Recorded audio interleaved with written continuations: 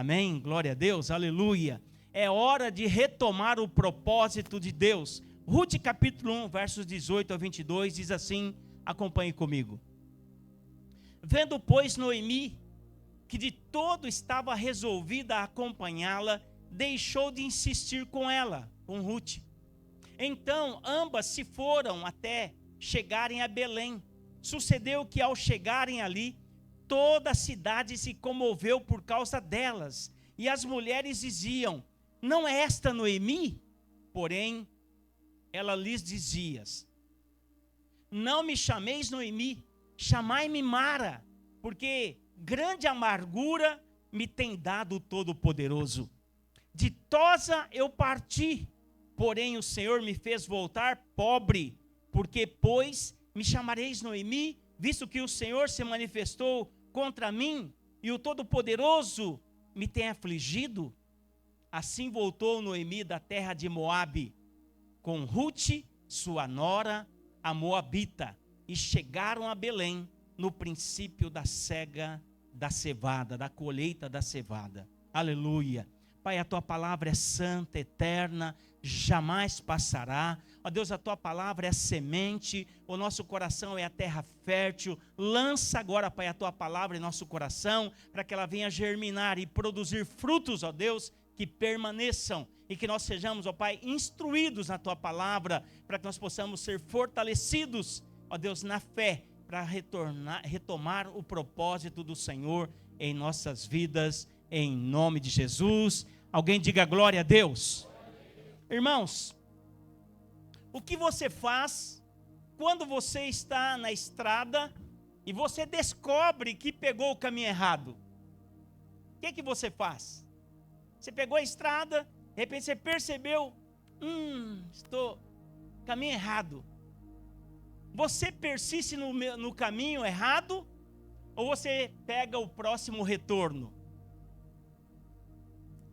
Você foi esperto, sensato, você vai pegar o próximo retorno e voltar à estrada correta. Mas muitas vezes, sabe, na estrada da vida, nós precisamos pegar o retorno para retomar o caminho certo. Aleluia. Tem até aquela música sertaneja na essa estrada da vida. Aleluia. Precisamos fazer esse retorno. Infelizmente, no que diz respeito ao propósito de Deus, muita gente, depois de constatar que está no caminho errado, ela ainda permanece no erro. Elas agem como se a vida fosse uma novela, onde todo mundo apronta e depois tem um final feliz. Apronta, mas no final vai dar tudo certo. Infelizmente, há muitas pessoas enganadas, pessoas que estão vivendo, sabe, fora da direção de Deus. E assim como aconteceu na história de Ruth e Noemi, é preciso fazer o caminho de volta. Noemi teve que fazer o caminho de volta. E no livro de Ruth, tudo tem sentido. Por exemplo, o significado dos nomes dos personagens podem ajudar a entender a mensagem dessa história. Vamos ver aqui o significado dos nomes dos personagens. Primeiro, Emeleque. Emeleque, que é o marido de Noemi, significa meu Deus é rei. Emeleque significa meu Deus é rei. Noemi, a esposa de Elimeleque, significa minha alegria, meu prazer. Mara, que é outro nome de Noemi, significa amarga. Malom, filho de Noemi, e Elimeleque, esposo de Ruth, significa doença. Quilion, filho de Noemi, Elimeleque, esposo de Orfa, significa fragilidade. Orfa, nora de Noemi e Elimeleque, esposa de Quilion, significa costa, significa nuca. Ruth, nora de Noemi e Elimeleque, esposa de Malom, significa amiga, companheira. Boaz, parente de Noemi, significa pela força. Obed, filho de Ruth e Boaz, significa servo.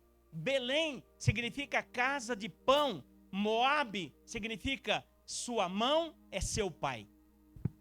Agora, o que nós aprendemos com a conexão desses personagens? Em primeiro lugar, nós aprendemos que o propósito é baseado na realidade e não na aparência. Diga comigo, o propósito é baseado na realidade e não na aparência. Elimeleque significa Deus é meu rei. Mas apesar de ter esse nome, Elimeleque é o homem que sai de Belém, que sai da casa do pão e vai buscar pão em Moabe. Ou seja, ele está fora do propósito de Deus. O que significa Moabe? Moabe significa sua mão é seu pai. Ou seja, ele tem o nome de Elimeleque, mas a sua mão é seu pai, é a sua fonte. Amados, nós podemos apenas carregar o nome de Deus, sabe, como rei. Mas nós temos, além de carregar o nome de Deus como rei, nós precisamos ter a realidade do reino de Deus em nossa vida, conforme nós lemos em Mateus 6,33. Buscai primeiro o reino de Deus e as demais coisas vos serão acrescentadas. Então, não adianta vestir camisa, você colocar um adesivo no seu carro, você cantar músicas que Deus é rei, e você não priorizar o reino da nossa vida. Elimeleque, ele sai do propósito de Deus. Por quê? Porque ele deixa Belém. Ele saiu da casa do pão. E ele então, Belém significa casa do pão. E ele vai para Moabe, como quem diz, eu vou dar o meu jeito. Eu vou resolver da minha maneira. Eu sei o que fazer e como fazer. Ou seja, ele deixou o seu rei e foi agir da sua própria maneira. É muito perigoso, irmãos, quando você sai da direção de Deus e você resolve fazer as coisas, sabe, pela força do seu próprio braço, do seu próprio entendimento. E essa obstinação de Elimeleque fez com que ele morresse em Moabe. Ele morreu em Moabe totalmente fora do propósito de Deus. Amados, presta atenção, sabe, nosso maior temor, sabe qual deveria ser o nosso maior temor na vida? É de chegar no final da nossa vida sem ter cumprido o propósito de Deus. Você chegar no final da sua vida e falar, eu não fiz a vontade de Deus, eu saí do propósito de Deus. Agora nós vemos o que aqui? Que infelizmente Elimeleque é um modelo de vida de muitos cristãos hoje, que não confiam em Deus, e eles resolvem conduzir a sua vida pelo seu próprio braço, pela sua própria força, pelo seu próprio entendimento.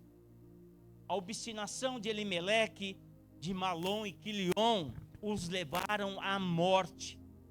Agora, e se Noemi continuasse no mesmo caminho de Elimeleque, de Malom e Quilion, ela também teria morrido sem cumprir o propósito de Deus. Muita gente pensa que pode responder a Deus na hora que quiser. Isso não é de todo verdade, não. A hora certa de responder a Deus, irmãos, é quando Deus fala com você.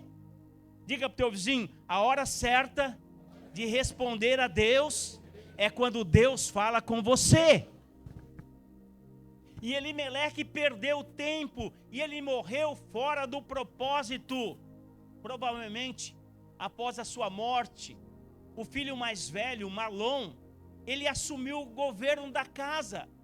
Ele era o primogênito. E ele poderia ter voltado para a casa do pão, para Belém, ele poderia ter voltado, mas ele também não voltou e morreu.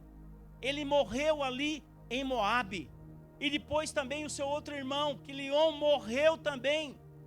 Ambos poderiam ter voltado para Belém, mas eles não voltaram e morreram fora do propósito de Deus. Noemi, ela foi para Moabe por causa da estupidez do seu marido Elimeleque, que tinha nome de rei, mas não obedecia o rei. Mas depois, irmãos, que Noemi perdeu o marido, e depois que os filhos também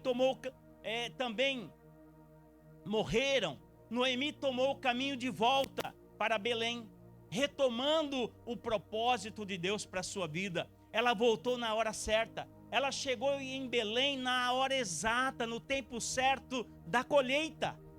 Ela chegou no momento oportuno. E aquele momento foi a chave para o encontro de Ruth e Boaz. Isso é algo muito poderoso, irmãos. Quando você ouve o que Deus está falando ou fazendo, você não tem que esperar mais nada. Você tem que apenas seguir a direção dele.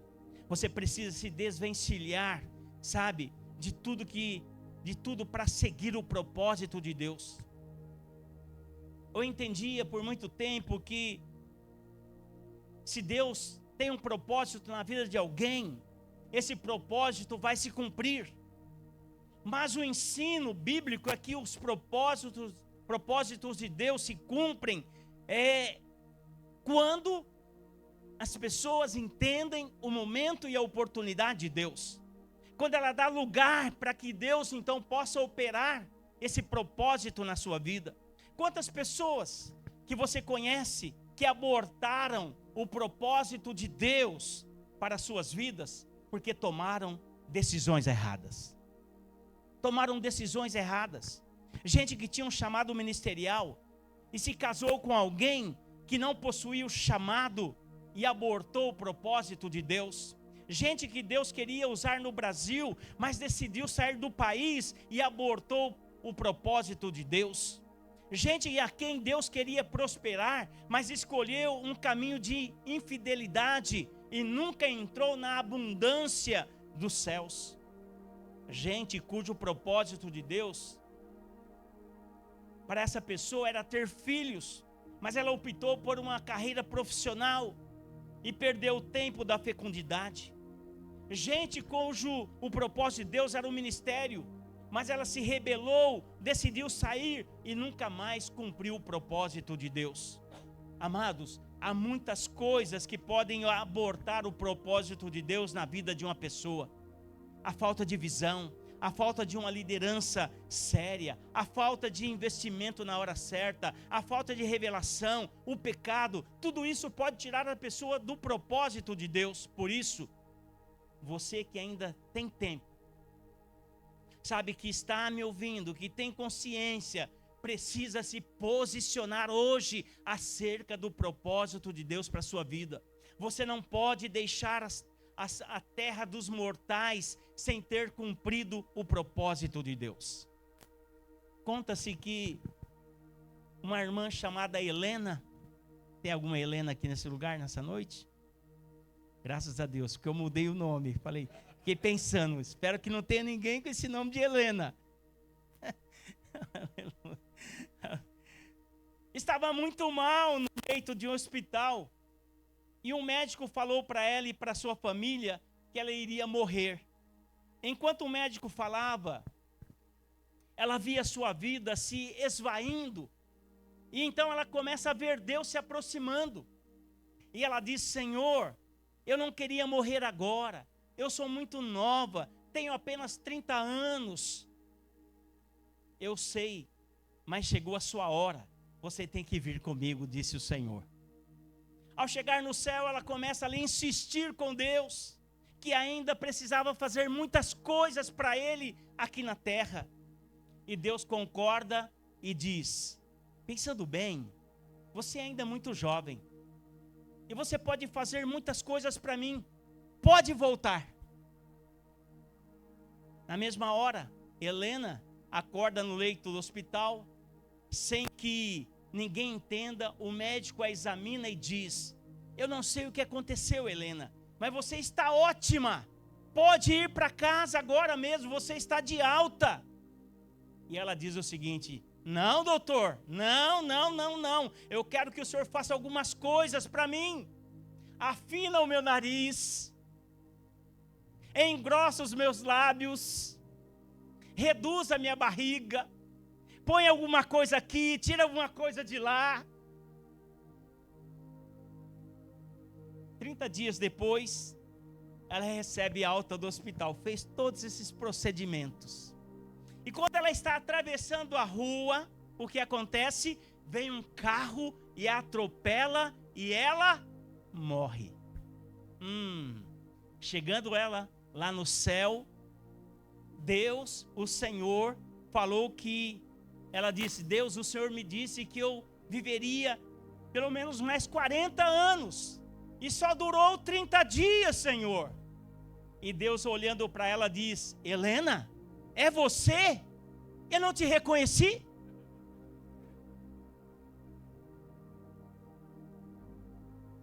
Irmãos, brincadeiras à parte, quantas pessoas que mesmo conhecendo o propósito de Deus, gasta a vida toda em futilidades e termina os seus dias sem cumprir o propósito de Deus na sua vida? Isso é uma advertência para todos nós. Se você está aqui hoje ouvindo essa mensagem, é porque ainda há tempo para você responder para Deus. Diga amém. Amados, esse é o tempo de Deus para a sua vida. Esse é o Kairos de Deus para a sua vida. Então responda a Deus na hora que Deus falar com você. Nunca depois.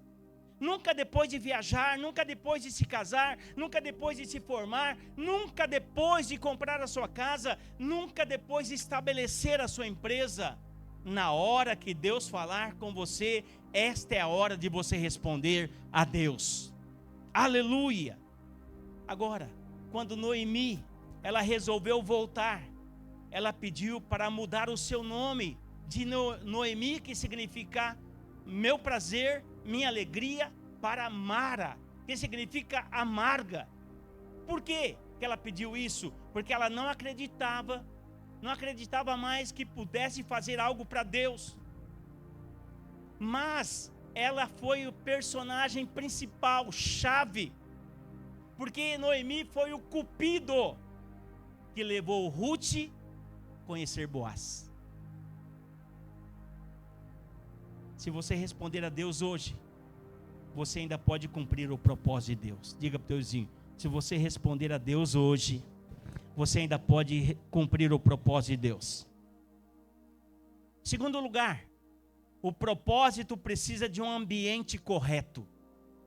O propósito precisa de um ambiente correto. A família de Noemi estava debaixo de um ambiente muito pesado.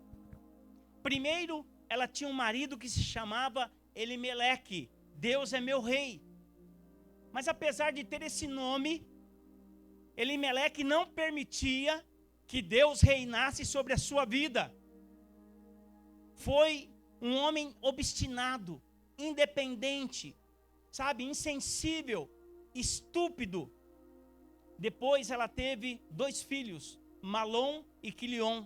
Malom significa doença e Quilion, fraqueza.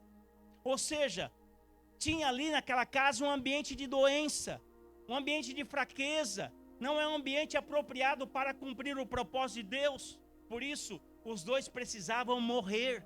Assim como o pai morreu, Malom e Quilion estavam muito distantes de perceber a voz de Deus.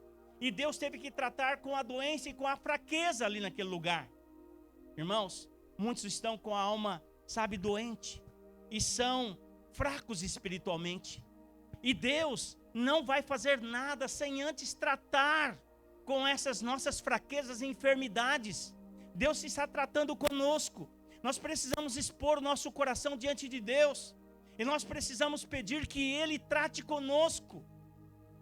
Para quê? Para que Ele molde a nossa vida. Para que o propósito não seja abortado. Nós precisamos ter essa sensibilidade, perceber e deixar Deus tratar conosco. Há outro personagem aqui também, que é Orfa. Orfa significa nuca ou costa. E foi exatamente o que ela fez na hora do aperto. Ela virou as costas e Noemi, ao invés de ver o rosto de Orfa, ela viu o quê? A nuca de Orfa pela última vez, enquanto ela partia em direção a Moabe. Orfa era uma pessoa que não possuía vida espiritual. Era uma mulher totalmente natural. Ela seguiu o caminho dos seus olhos. Ela fez o que do ponto de vista natural seria melhor para ela. E Noemi a deixou partir. Agora pensando bem, se Orfa voltasse com Noemi, certamente ela iria atrapalhar o propósito de Deus. Porque alguém que tinha uma visão natural, porque ela sempre estava buscando os seus próprios interesses. Amados, o ambiente para Deus agir não pode ser um ambiente onde cada um está buscando os seus interesses. Tem gente que tem que ter gente nesse ambiente buscando os interesses do reino de Deus, não seu interesse. Por isso, tem hora que alguns precisam partir para que a paz seja retomada. Veja, então, quantas pessoas foram removidas para que o propósito de Deus se cumprisse. Foram removidos Elimeleque, Malom, Quilion e Orfa. Quando as pessoas com o coração errado partem, o ambiente muda. Diga amém. Em terceiro lugar, o propósito é fruto da força com aliança. Diga para o teu vizinho, o propósito é fruto da força com aliança. Boaz significa força e Ruth significa aliança. Da união da força com a aliança nasceu Obed. Obed, irmãos, era o propósito de Deus. De tudo o que aconteceu nesse contexto, o propósito de Deus era ter Obed. Não existe propósito onde não há base forte em um ambiente de aliança. A força de Boaz contrasta com o ambiente de fraqueza e doença de Malom e Quilion. Amados, essa é a maneira de Deus trabalhar. Ele deixa que passe a geração, uma geração que está doente, enfraquecida, e impede o propósito de Deus para trazer à luz o que Deus tem no coração. E o que ele tem no coração, irmãos? Ele tem Obed. Obed. Obed significa servo. Alguém que se dispõe a seguir a direção de Deus. Alguém que nasceu para trazer esperança. Alguém que trouxe um recomeço. Alguém que fala de restauração. Alguém que vem para dar alegria. Obed. Obed. Esse é o propósito de Deus. Malom e Quilion representam uma geração que está passando. Uma geração fraca, uma geração doente, que se recusa a cumprir o propósito de Deus. E Obed vem para trazer alegria, trazer refrigério e preparar aqui a estrada para o cumprimento do propósito de Deus. Porque Deus está visando lá na frente. Está visando quem? Jesus, o Salvador. E Ele faz parte dessa linhagem. Aleluia. Quando Obed nasce, as mulheres falam para Noemi que esse menino, Obed, vale para Noemi 7 filhos. 7 filhos. Portanto, o menino Obed é mais do que um homem. É o nascer do novo mundo. Algo novo da parte de Deus. Quando Obed nasce na sua vida, é o novo de Deus chegando na sua vida. Diga aleluia. O rei morreu, Elimeleque. A fraqueza, Quilion, morreu. A enfermidade, Malom, morreu. E continuam ameaçando. Ainda. Agora, nós temos ainda Orfa, que virou as costas para a salvação. E Orfa é uma realidade entre o povo hoje. A fome, a tristeza é uma realidade. E continuam de alguma maneira influenciando, incomodando. Mas apesar de todos esses impedimentos que a vida expõe diante das pessoas, é possível reconhecer que Deus está agindo no mundo através do servo de Deus. Obed, servo. Aleluia. Irmãos, para cumprir o propósito, Malom e Quilion são substituídos por Obed, que significa servo. A nova geração do povo de Deus terá a força de Boaz e o companheirismo amável de Ruth, a aliança, e virá com o coração para servir. Para que nós possamos servir a Deus, Quilion, Malom e Orfa precisa morrer. Ou seja, o ego, sabe, as particularidades, sabe, as preferências, tem que morrer para que Obed possa nascer e servir. Aleluia. Irmãos, essas duas coisas marcam a casa de Deus: força e aliança. Aleluia. Força, mas também tem que ter companheirismo.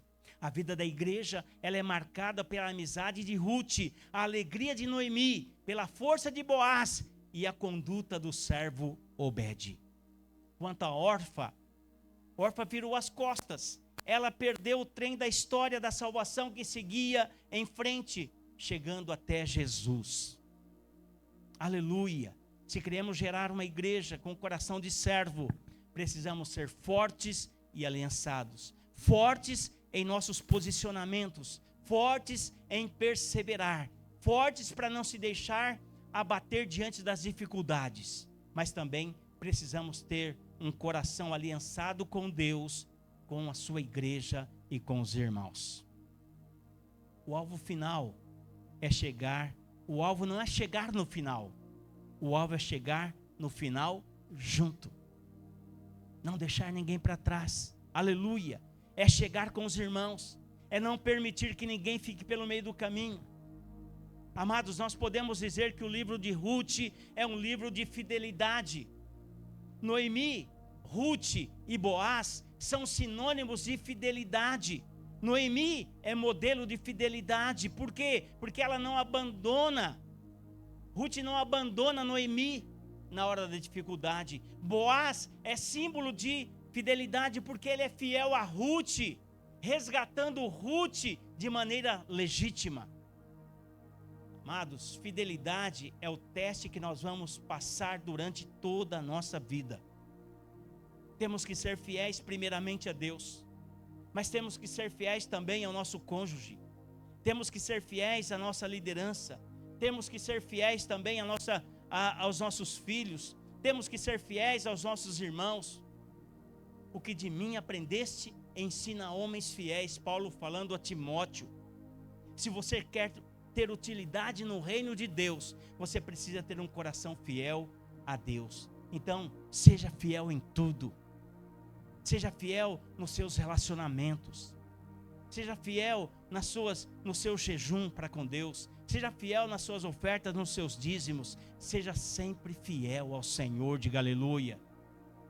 Todo mundo que cumpriu o propósito de alguma maneira, de alguma forma, foi fiel em alguma medida, até que Deus não trabalhe, porque Deus não trabalha com infiéis. Deus só trabalha com aqueles que são fiéis a Ele e com a sua igreja, em nome de Jesus. Diga glórias ao Senhor. O livro de Ruth é recheado de lições, mas há uma lição que não podemos esquecer aqui. Mesmo que nós tenhamos tomado o caminho errado, por algum motivo, você pode retomar o propósito de Deus para a sua vida. Talvez haja alguém aqui nessa noite que momentaneamente saiu do propósito de Deus. Hoje Deus está dando a você a oportunidade de voltar para o lugar de onde você nunca deveria ter saído. Irmãos, existe um tempo certo para responder a Deus. Você não pode responder a Deus na hora que você quiser. Você precisa responder a Deus na hora que Deus falar com você. E se Deus está falando com você hoje, é hora que você precisa responder ao Senhor. Amém? Talvez você esteja falando assim: para mim não tem mais jeito. Chegou o final. Não tenho o que fazer. Eu quero mostrar para você um vídeo agora. Amém? Por favor.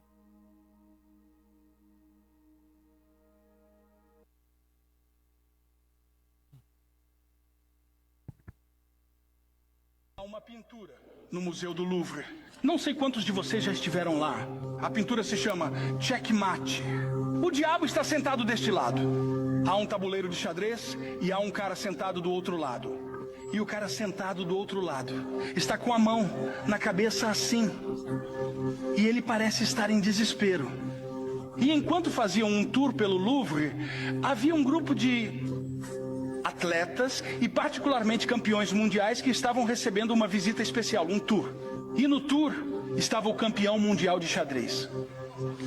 E ele passa pela pintura e o guia está explicando para ele: esta é uma pintura de um artista retratando alguém que perdeu uma batalha com o diabo. E Então o grupo seguiu para a próxima pintura para ver outra coisa.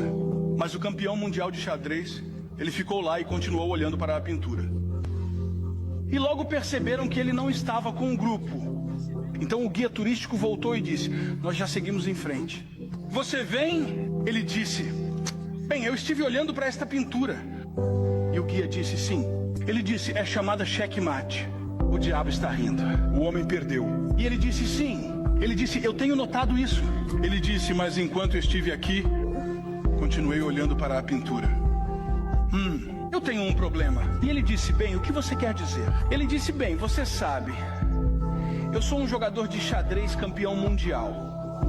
E passo minha vida jogando xadrez. E pessoas normais nem sempre veem o que um jogador de xadrez campeão mundial vê. Ele diz: mas quando vocês se afastaram, eu olhei para o diabo rindo e olhei para o homem em desespero. Mas ele disse: eu notei algo no tabuleiro de xadrez. Ele disse: ou eles vão ter que mudar a pintura, ou vão ter que mudar o nome. O cara disse: bem, por que eles vão ter que fazer isso? Ele disse: bem, você sabe, eu sou um jogador de xadrez campeão mundial. E ele disse: quando observei o tabuleiro, descobri que o rei ainda tem mais um movimento. Eu vim para dizer a alguém hoje: você acredita que está encurralado. Você acredita que tudo se foi e nada tem esperança. Mas o rei ainda tem mais um movimento. Na plenitude dos tempos, Deus enviou seu filho. Eu desafio você a declarar isso. O rei tem mais um movimento. Ele tem mais um movimento sobre minhas finanças. Ele tem mais um movimento sobre meu casamento. Ele tem mais um movimento sobre meus filhos. Não acabou. Aleluia. Glória a Deus. Aleluia. Aleluia. Tem o último slide, por favor, coloque ele. Irmãos, quero dizer para você nessa noite, assim como no xadrez, onde um rei ainda pode ter um movimento decisivo quando parece encurralado, Deus sempre tem uma saída, um propósito, uma vitória reservada para aqueles que confiam nele. Mesmo em meio às dificuldades, eu quero dizer para você nessa noite, nunca é o fim quando Deus está no controle. Isaías 55, 8, 9 diz assim: os planos de Deus são maiores que os nossos e a sua soberania sempre tem uma última palavra. Amados, diante dos desafios da vida, você consegue confiar que o Rei Deus ainda tem um movimento para transformar a sua situação. Não acabou, é hora de retomar o propósito de Deus. Guarde isso no teu coração que eu vou dizer agora. O lugar mais seguro de todo o mundo é estar no centro da vontade de Deus, do propósito de Deus. Sempre que você estiver no propósito de Deus, Deus te protegerá. Sabe por quê? Para proteger o propósito dele para a sua vida, em nome de Jesus.